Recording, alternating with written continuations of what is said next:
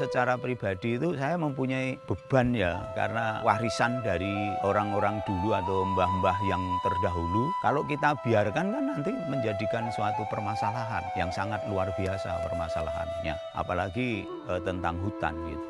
Bayangkan kalau misalkan di suatu tempat atau di suatu wilayah tidak ada pohon, panasnya kayak apa kan seperti itu.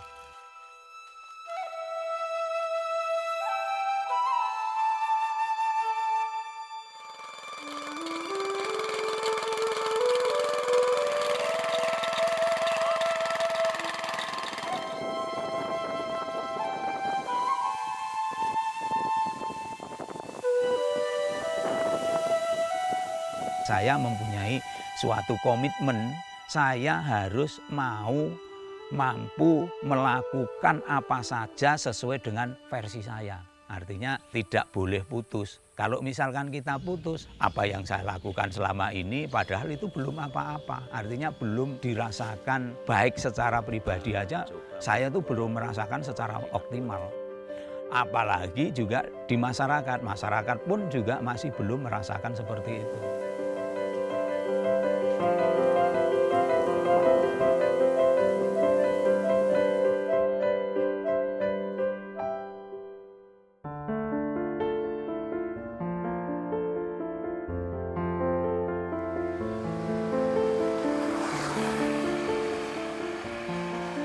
Wilayah Gunung Kidul dikenal sebagai wilayah tandus dan gersang.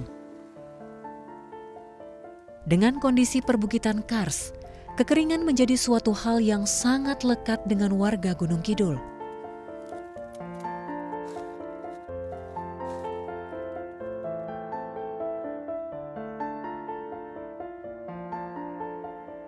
Kondisi ini telah membuat sebagian masyarakat mulai melakukan sejumlah upaya untuk mengubah hal tersebut.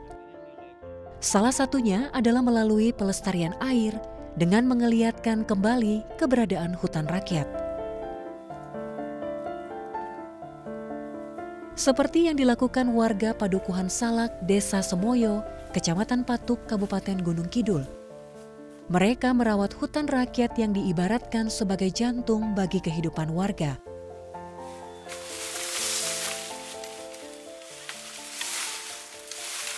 Seorang pria bernama Suratimin Sukro Utomo telah berkomitmen menjaga hutan ini agar tetap lestari. Saya merasa prihatin dengan adanya lingkungan yang pada waktu itu kondisinya sangat keragaman hayatinya juga berkurang, tanaman-tanaman langka yang ada di wilayah sini Semoyo maupun di Gunung Kidul juga berkurang. Terus juga tanaman yang harus kita perhatikan sekarang ini, lingkungan ini, jadi itu merupakan suatu tanggung jawab kita bersama. Jadi tidak hanya saya pribadi, sebenarnya itu kewajiban warga, kewajiban manusia di mana saja berada itu wajib menjaga lingkungannya. Kalau ingin lingkungannya itu nyaman. Nah, kita ingin lingkungan itu nyaman sehingga warga kita ajak bersama-sama bagaimana kita bisa bersahabat dengan lingkungan. Suratimin aktif melakukan reboisasi di hutan ini. Ia juga rutin melakukan pemantauan hutan, memastikan ekosistem tetap terjaga dan tidak dirusak oleh pihak yang tak bertanggung jawab. Suratimin percaya bahwa menjaga hutan adalah tanggung jawab bersama dan setiap pohon yang ditanam akan memberikan manfaat berkelanjutan.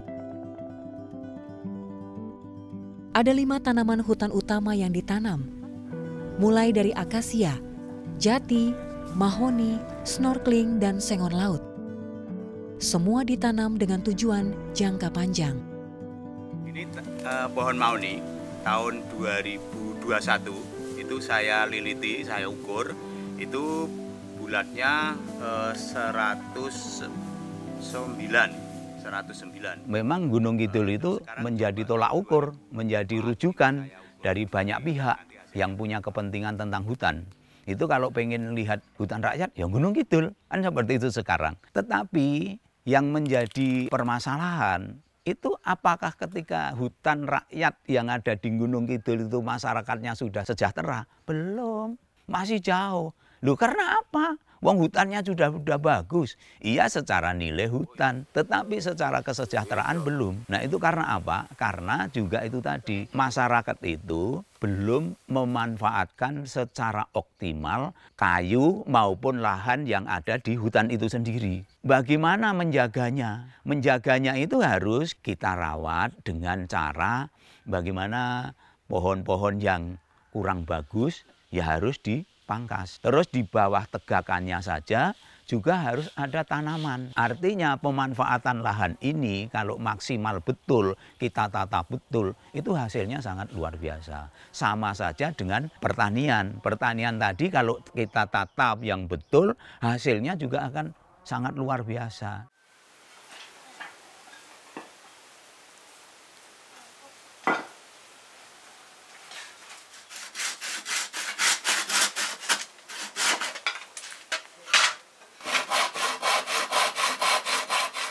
Alih-alih menjual kayu mentah, Suratimin berinovasi dengan mengolahnya menjadi produk turunan seperti furnitur, kerajinan tangan, dan barang-barang rumah tangga lainnya. Hal ini kemudian memberikan nilai tambah ekonomi yang signifikan.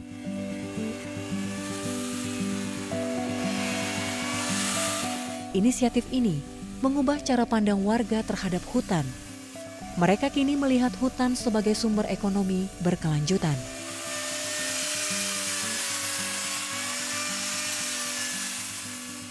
Jadi saya bikin contoh, ada pohon mahoni tempat saya, itu saya datangkan 4 tengkulak bakul, yang paling tinggi itu nawarnya itu 500.000. Kemudian tidak saya kasihkan, tapi saya tebang sendiri. Kita olah sendiri, kita bikin meja sama kursi. Kita tawarkan di sekolahan, kebetulan dia butuh beli. Nah, kayu 1 pohon itu ditawar 500.000, saya olah menjadi 2,5 juta.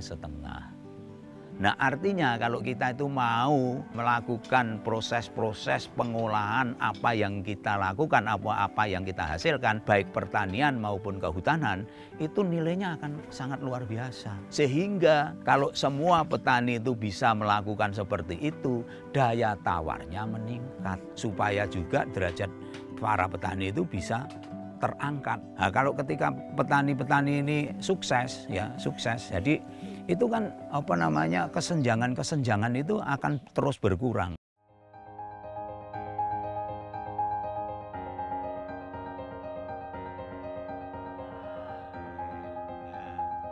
Niki kok podo ngempal, niku acara napa Pak Jumali? Niki wonten acara kerja bakti khusus bersih lan ugi ing samangke wonten edukasi dan komunikasi menjadi kunci bagi Suratimin dalam mengajak warga untuk tetap aktif menjaga dan mengelola lingkungan di wilayahnya. Pasca gempa Yogyakarta di tahun 2006, menjadi titik balik Suratimin untuk meneruskan misinya mengembalikan lingkungan yang hijau. Lantas membuatnya mengumpulkan warga untuk membentuk kelompok tani yang diberi nama Masyarakat Peduli Petani atau MPP. Penyelamatan lingkungan itu sangat penting ya Pak ya, Pak Supar ya. Jadi faktor yang utama itu. Iya. Terus kemudian awalnya ada sekitar 20 warga yang menjadi anggota. Tak lama nama kelompok pun berganti menjadi Serikat Petani Pembaharu atau SPP.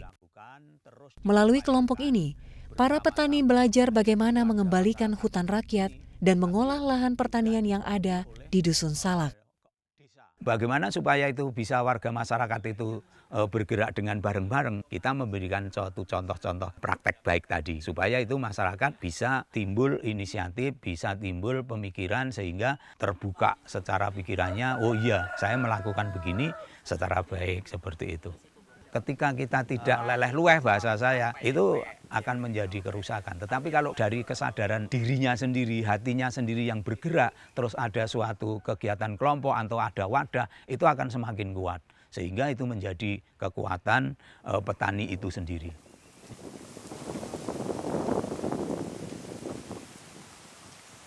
Dengan teman-teman itu kita juga melakukan suatu gerakan penanaman di lahan-lahan yang kritis, di lahan-lahan yang butuh ditanami.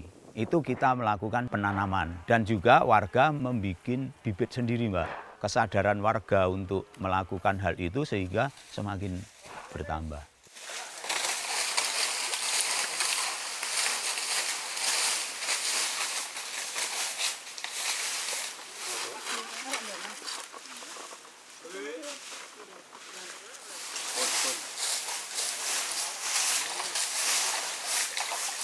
Ya karena kan air yang tadi di depan merupakan suatu kebutuhan semua, baik itu manusia, binatang maupun tumbuh-tumbuhan. Mereka sadar betul ketika dia itu di rumah saja ya, di rumah itu tidak ada air. Betapa susahnya mereka sendiri, dia sadar sehingga melakukan kegiatan-kegiatan bagaimana merawat sumber mata air. Ketika dilakukan oleh warga, itu kan sehingga akan merasa menumbuhkan suatu keguyuban. Jadi merasa, wah ini ternyata ya penting apa yang kita lakukan. Karena hasilnya kalau kita tidak melakukan ternyata ya akibatnya sangat luar biasa seperti itu.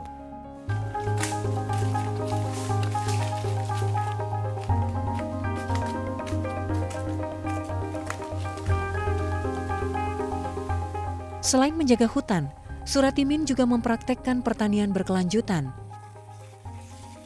Pria 67 tahun ini menanam berbagai tanaman pangan di seputaran hutan rakyat miliknya. Ia memilih tanaman pangan yang cocok dengan kondisi tanah Semoyo, sehingga tak memakan waktu lama untuk dipanen.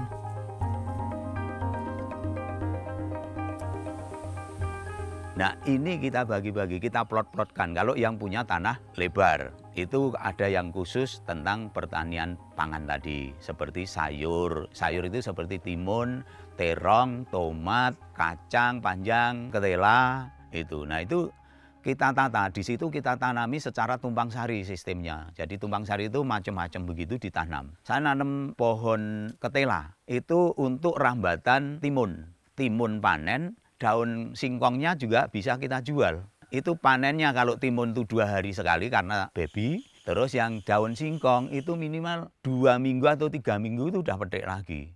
Nah ini artinya bahwa yang kita butuhkan atau petani butuh itu kan hasil setiap hari, jangka pendeknya. Nah itu jenis tanaman-tanaman tadi tergantung kreatifnya mereka-mereka itu.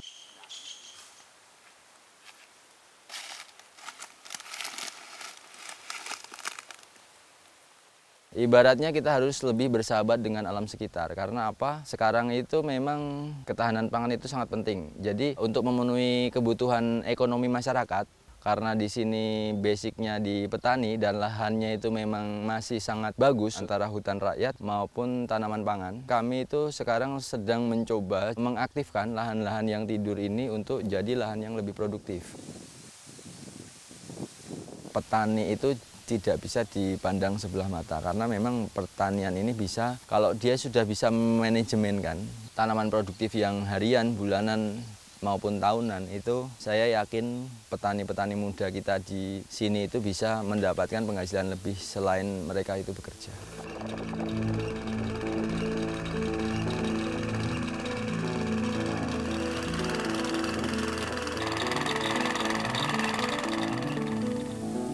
Suratimin melihat pentingnya regenerasi petani di desanya. Inilah yang membuatnya aktif membimbing para pemuda desa dengan mengajarkan teknik pertanian modern, namun tetap menjaga keseimbangan alam. Mereka diberikan pengetahuan dan keterampilan agar lebih mandiri dalam mengatasi tantangan pertanian. Terkait dengan apa yang beliau canangkan, itu tentang semua untuk ketahanan pangan khususnya. Memang seperti lahan yang sekarang sedang kami kerjakan, itu memang salah satu bentuk kita mengikuti program beliau. Itu karena beberapa saat lalu itu kami sempat berbincang-bincang tentang terkait dengan ketahanan pangan. Karena memang masyarakat sendiri pun harus lebih memproduktifkan lahan-lahan yang ada. Kita itu sangat prihatin sekali ketika generasi muda belum banyak, belum mau terlibat secara banyak, secara aktif untuk menangani masalah petani. Jadi masalah pertanian, baik itu pertanian pangan maupun pertanian hutan rakyat. Itu satu. Jadi itu kan bermasalah. Ketika kita tidak punya generasi yang kuat untuk meneruskan pertanian, ini akan bermasalah. baik itu masalah di lingkungan itu sendiri maupun masalah secara nasional.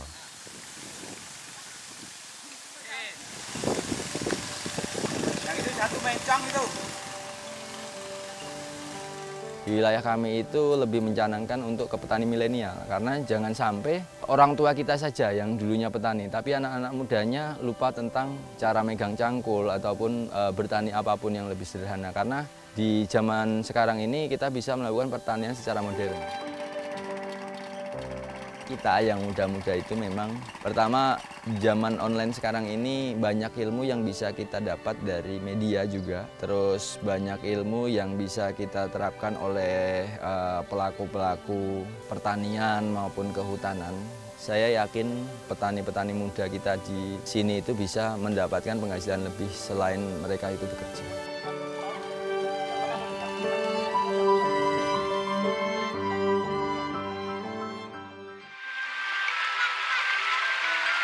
Ini kisah tentang hutan desa kami. Hutan kami selalu terancam dari penebangan yang tidak terkendali. Kami khawatir hutan kami menjadi gundul. Panteng saja di Radio Desa Kawasan Konservasi 107.7. Jadi pribadi yang tulus ikhlas dan jernih hati.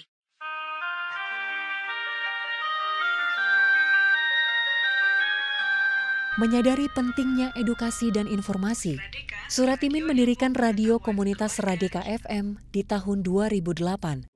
Mengudara sejak jam 7 pagi hingga 9 malam, radio ini menyebarkan pesan pelestarian lingkungan dan mengajak warga untuk menjaga alam. Informasi tentang lingkungan maupun tentang kehutanan bisa disampaikan kepada warga masyarakat. Baik Pak Suratimin, tentunya pada pagi hari ini tentunya banyak hal yang perlu kami sampaikan kepada warga, bahwa kami tentunya ada bersama-sama itu Pak Suratimin ada 1000 sengon atau albasia yang akan kami. Saya menyampaikan, nah bagaimana kalau kita bikin ini radio? Radio apaan? Ya radio yang bisa didengarkan banyak orang, saya begitu. Wah ya bagus, tapi dananya dari mana kan begitu. Nah dananya kan nggak ada, padahal harganya kan juga cukup lumayan. Sehingga itu kebetulan saya itu kenal dengan LSM yang memang konsen tentang radio. Kemudian rembukan, akhirnya itu kira-kira waktu itu dananya ya 30-an juta lah. Nah sedangkan kita baru punya uang 7 juta, uang cash itu 7 juta waktu itu Pak. Nah akhirnya di sana diberikan solusi untuk ngangsur tiap bulannya, itu ada ILM, iklan layanan masyarakat, yang wajib harus saya putar setiap hari. Saya diberikan kompensasi setiap mutar itu 1 bulan, itu saya untuk ngangsur radio komunitas itu Mbak. Akhirnya alhamdulillah itu lunas.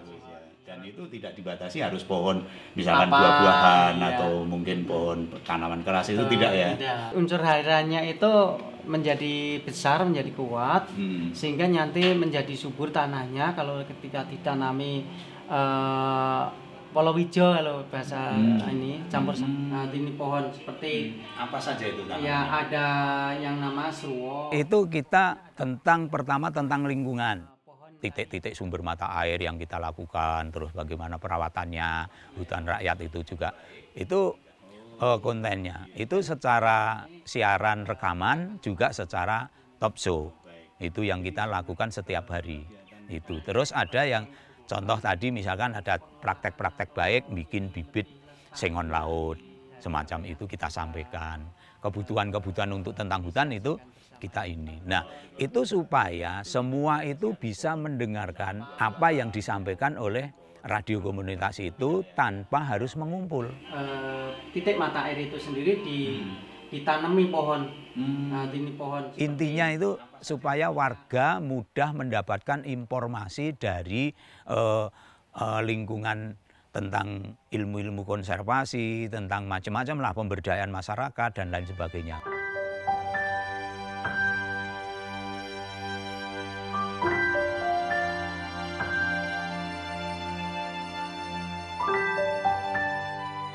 Atas dedikasinya pada lingkungan, beberapa penghargaan telah diberikan kepada Suratimin, di antaranya Kalpataru, pada 2013.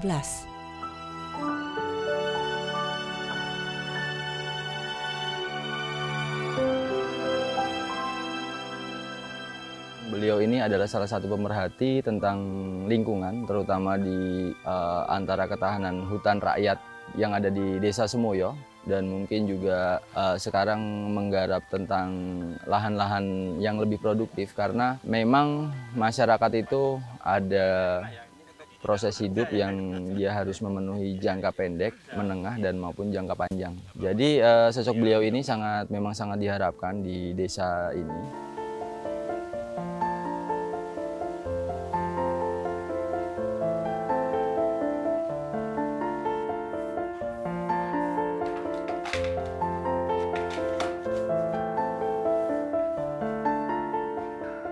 Setiap individu dapat berkontribusi besar terhadap perubahan. Dimulai dari langkah kecil dan konsisten, seperti yang dilakukan oleh Suratimin. Dengan pendekatan yang tepat dan bimbingan yang tulus, Suratimin mampu membangun pondasi kuat bagi masa depan hutan dan pertanian di Desa Semoyo.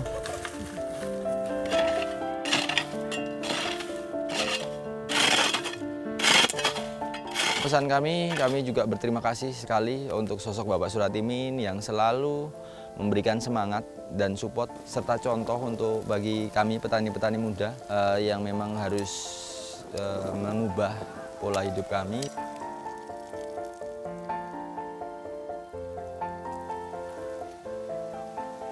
Monggo Bapak Ibu sedaya lebih kita saged memperhatikan lingkungan supados lingkungan menika bermanfaat sampai anak cucu. Amargi menapa menawi mboten kita sing memperhatikaken menika sinten malih. Nah monggo warga-warga menika supaya ten lingkungan kita tuh mboten panas nggih monggo perbanyak tanduran-tanduran sing bisa tumbuh di lingkungan disesuaikan dengan lingkungannya awake dhewe.